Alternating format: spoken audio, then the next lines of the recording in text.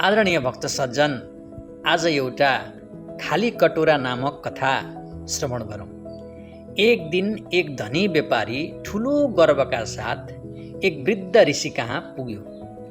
उसको शरीरमा महँगा वस्त्र थिए, हातमा सुनको लट्ठी थियो र अनुहारमा अहङ्कार।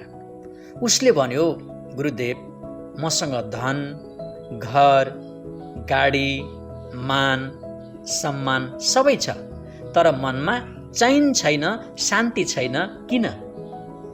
ऋषिले केही नबोली एउटा खाली कटोरा उसलाई दिएर भने, यसलाई नदीबाट पानीले भरेर लिएर आऊ। व्यापारी नदीमा गयो, कटोरा पानीले भरियो। फर्कँदै गर्दा उसले बाटोभरि सुनका सिक्का, रत्न र मोती भेट्यो। उसले ती सबै कटोरामै हाल्न थाल्यो।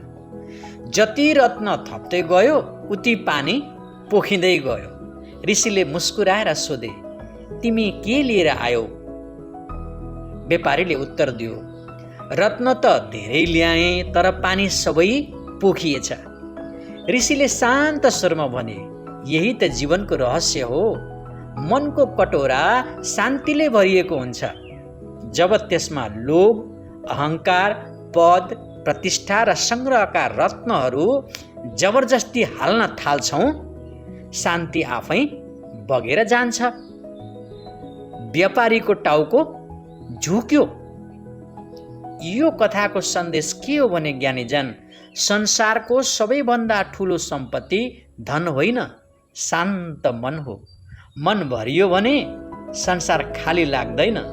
मन खाली भयो भने संसार भरिएको भएर पनि अपूर्ण लाग्छ, अशान्त लाग्छ। अस्तु।